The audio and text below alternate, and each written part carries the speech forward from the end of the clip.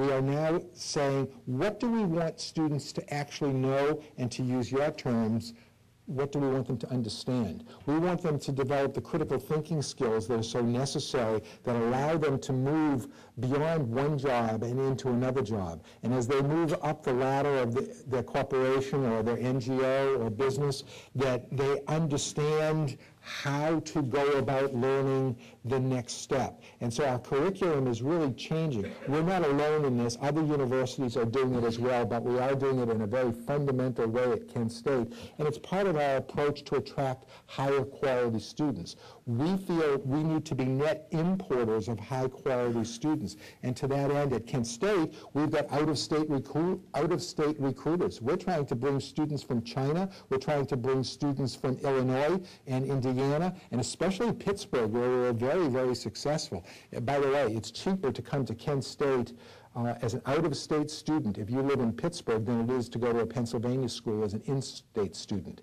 And so we have a long list of out-of-staters wanting to come to our signature programs, for example, in architecture or fashion or liquid crystals or nursing. You know, we're the third largest producer of nurses in the country, and they recognize that we've got a top-ranked program. We turn away thousands of students every year who want to go into our architecture program, most of them from Pittsburgh, unfortunately.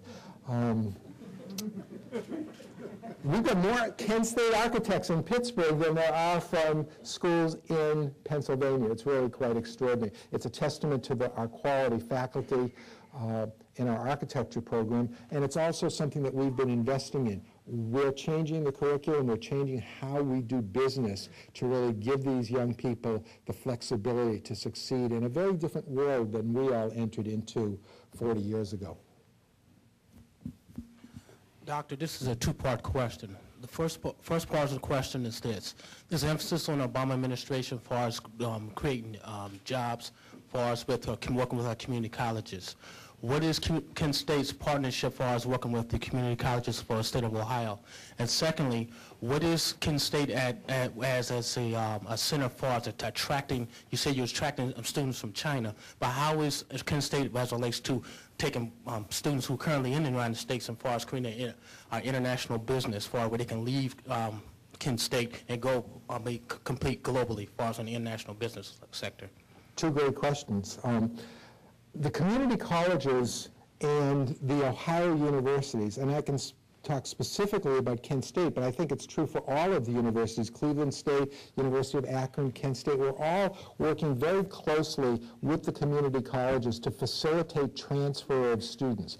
It's very easy for students to get into our community colleges. It's an open admission policy. Tuition is relatively low. Students are offered courseware that they like. It's easy to do. They've got lots of parking. This is very important. The biggest problem universities have across the country is parking. Seriously.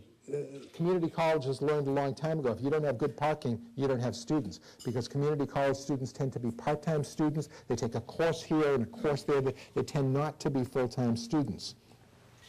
We've made it easy for students to transfer from community colleges, in fact, quite seamlessly into the universities. And if a student takes the right curriculum and they take the courses that they're supposed to take. Now that means if they want to be a nurse or an engineer, you don't take all art history courses. You've actually got to take science and technology courses. But if you take the right courses, you can actually transfer with your associate degree and pick up as a junior at Kent State, making it very easy and thereby reducing the cost of higher education even further. Because low-cost community college for 2 years averaged with higher cost public school gives you, a lower cost overall for the baccalaureate degree. So all of the universities, and I'm very proud of what we're doing at Kent State, especially with Tri-C and Lorraine County Community College, are working very hard at that. In terms of the international focus, one of the things that we recognize at Kent State is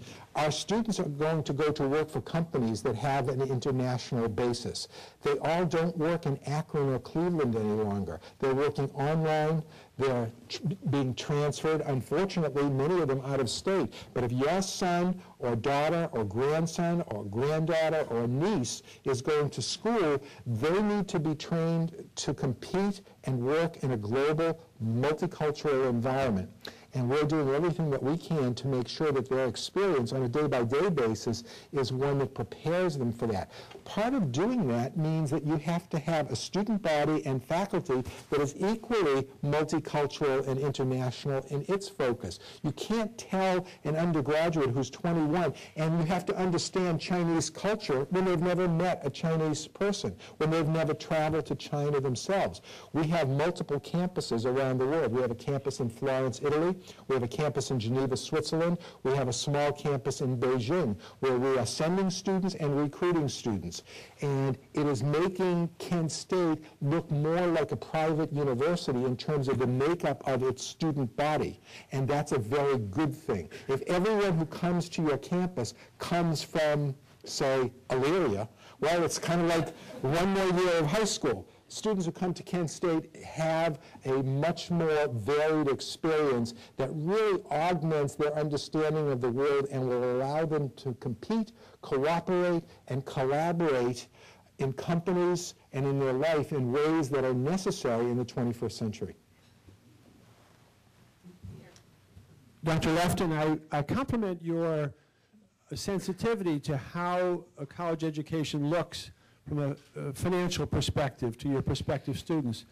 Asking you to think as an administrator, if you look back over the last 30 years, there have been at least two transformational events, the advent of student lending by the federal government especially, and the advent of development money to public universities. Seems to me to have been a whole new strand of support. As you look out, perhaps looking at international models too, do you see any new source of funds for your university, something transformational that perhaps is just a glimmer today that would really make a difference in how you can build your budget in the future? You've hit upon real changes that have taken place in public higher education.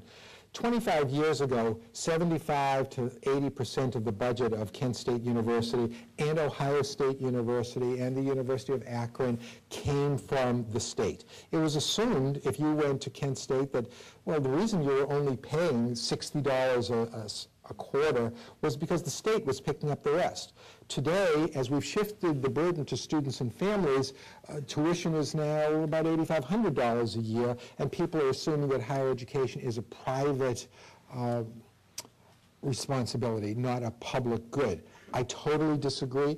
I think it is so important that we have public higher education that is supported by the public. That's part of the reason that America is falling behind technologically. We're number 17th in the world in the production of college graduates on a per capita basis. We've got a real crisis. To get around that, one of the things that public higher education has done, as you've noted, is to engage heavily in philanthropic fundraising. 25 years ago, nobody ever gave money to public universities. They were supported by the state. People don't give money to middle schools or elementary schools. They're supported by their local property taxes or by the state of Ohio.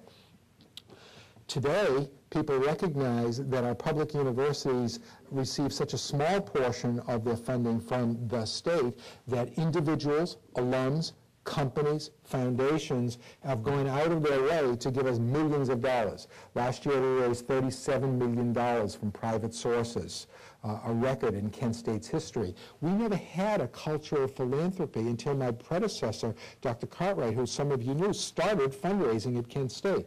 We're now bringing it up a notch and have increased our fundraising efforts significantly.